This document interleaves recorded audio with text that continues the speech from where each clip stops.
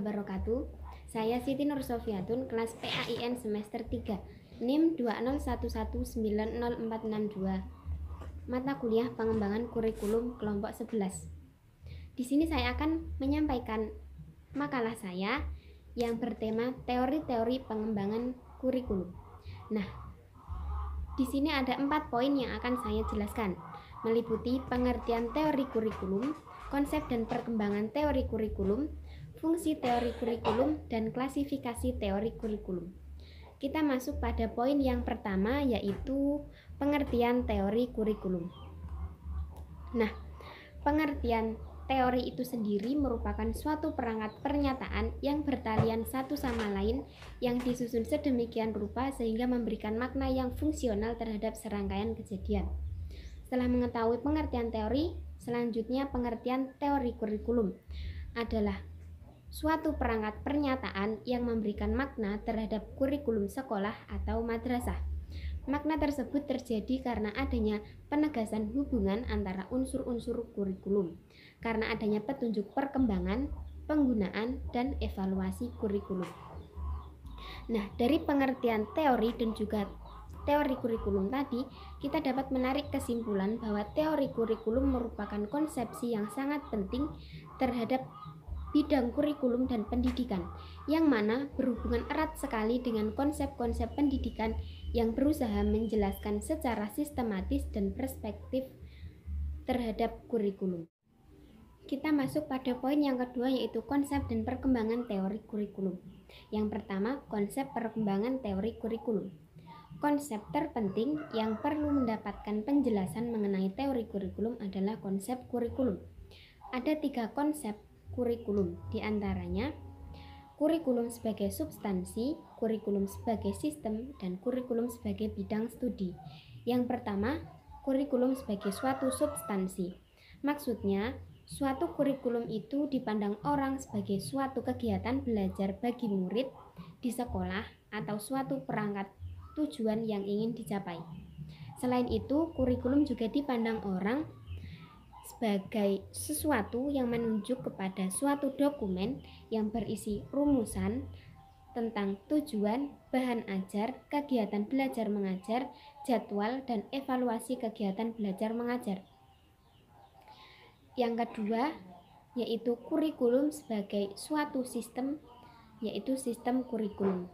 Maksudnya, kurikulum itu tidak hanya sistem di sekolah, kemudian sistem pendidikan, tetapi juga sistem masyarakat.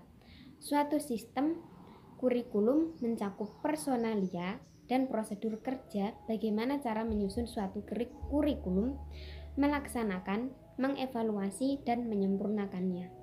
Hasil dari suatu kurikulum adalah tersusunnya suatu kurikulum, dan fungsi dari suatu kurikulum adalah bagaimana memelihara kurikulum yang tetap dinamis. Yang ketiga, yaitu kurikulum sebagai suatu bidang studi, yaitu bidang studi kurikulum. Maksudnya, kurikulum di sini dijadikan bidang kajian oleh para ahli kurikulum, ahli pendidikan, dan ahli pengajaran. Tujuan kurikulum adalah sebagai bidang studi adalah mengembangkan ilmu tentang kurikulum dan sistem kurikulum. Melalui studi perpustakaan dan berbagai kegiatan penelitian dan percobaan, mereka menemukan hal-hal baru yang dapat memperkaya dan memperkuat bidang studi kurikulum. Yang selanjutnya yaitu perkembangan kurikulum. Perkembangan kurikulum telah dimulai pada tahun 1890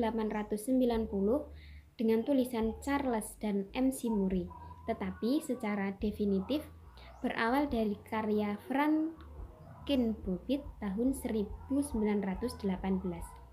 Nah, Franklin Bobbitt sendiri itu adalah seseorang yang dipandang sebagai ahli kurikulum yang pertama. Ia adalah perintis perkembangan praktek kurikulum. Menurut Bobbitt, teori kurikulum itu sederhana, yaitu kehidupan manusia. Perkembangan teori kurikulum selanjutnya dibawakan oleh Hollis Daswell dalam peranannya sebagai Ketua Divisi Pengembang kurikulum di beberapa negara di bagian Amerika Serikat, ia mengembangkan kurikulum yang berpusat pada masyarakat atau pekerjaan. Selanjutnya, pada tahun 1947 di Universitas Chicago berlangsung diskusi besar pertama tentang kurikulum. Sebagai hasil diskusi tersebut, dirumuskan teori tugas utama teori kurikulum. Di antaranya yaitu: pertama, mengidentifikasi masalah-masalah penting yang muncul dalam pengembangan kurikulum dan konsep-konsep yang mendasarinya. Yang kedua, menentukan hubungan antara masalah-masalah tersebut dengan struktur yang mendukungnya. Dan yang ketiga yaitu mencari atau meramalkan pendekatan-pendekatan pada masa yang akan datang untuk memecahkan masalah tersebut. Nah, setelah mengetahui tentang konsep dan perkembangan teori kurikulum, kita masuk ke poin yang selanjutnya, yaitu fungsi teori kurikulum.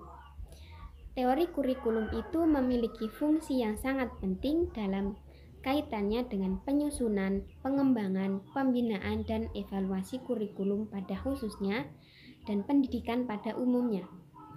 Dalam kaitannya dengan pendidikan, kurikulum memiliki beberapa fungsi, di antaranya yaitu: pertama, sebagai pedoman dalam pengambilan keputusan dan memberikan alternatif secara rinci dalam perencanaan kurikulum.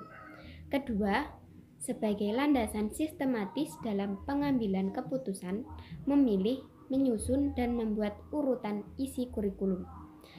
Ketiga, sebagai pedoman atau dasar bagi evaluasi formatif dan kurikulum yang sedang berjalan.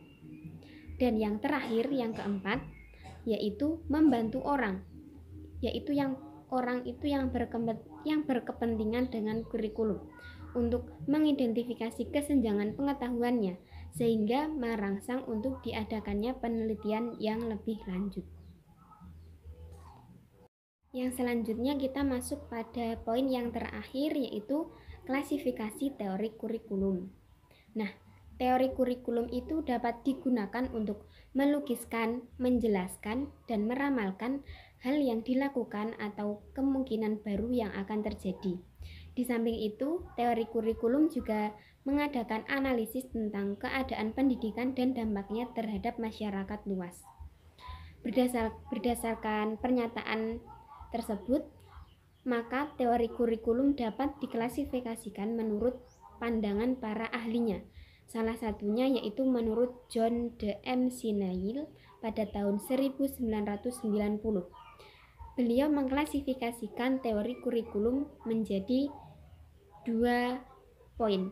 Yang pertama yaitu soft kurikulum.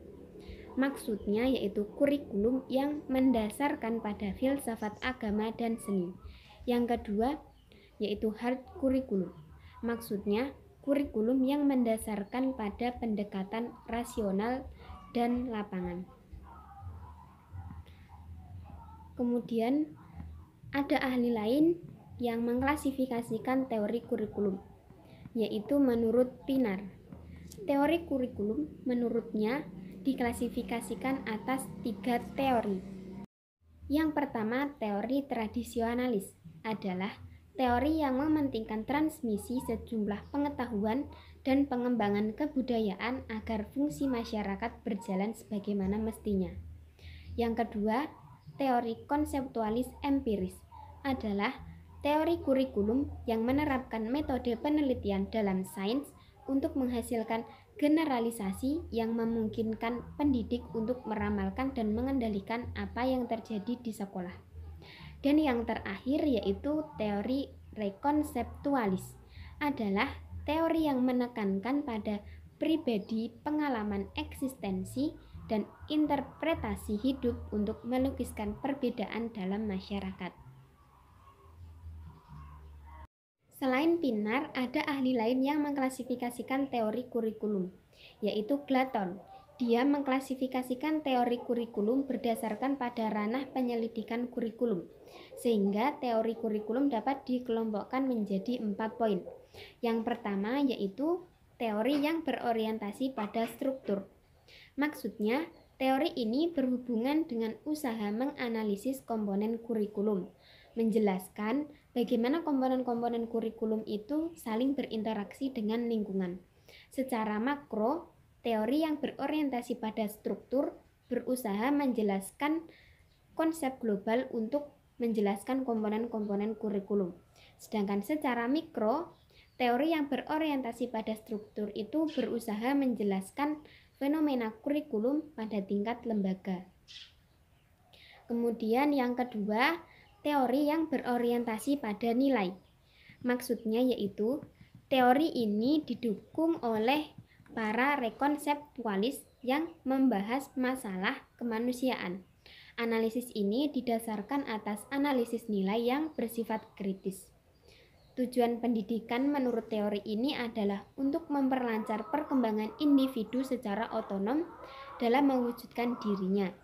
Nah, pada hakikatnya, pendidikan adalah suatu moral untuk merefleksikan nilai yang ditanamkan. Yang ketiga, teori yang berorientasi pada bahan. Sesuai dengan orientasinya, teori ini berkaitan dengan pemilihan dan pengorganisasian bahan-bahan kurikulum. Semua pendidikan itu berpusat pada anak. Dan yang terakhir, yang keempat, yaitu teori yang berorientasi pada hasil atau kompetensi. Maksudnya, teori ini lebih mengutamakan kemampuan-kemampuan apa yang ada pada diri siswa setelah mereka mempunyai pengalaman belajar tertentu yang didesain dalam kurikulum. Kemampuan ini ternyata berkaitan dengan isi kurikulum, yaitu meliputi tujuan, bahan ajar, pengalaman belajar, proses, dan model pembelajaran serta evaluasi, dan lain sebagainya. Mungkin cukup itu yang dapat saya jelaskan. Kurang lebihnya saya mohon maaf.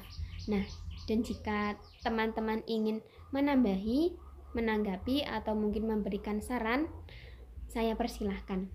Akhiran, wassalamualaikum warahmatullahi wabarakatuh.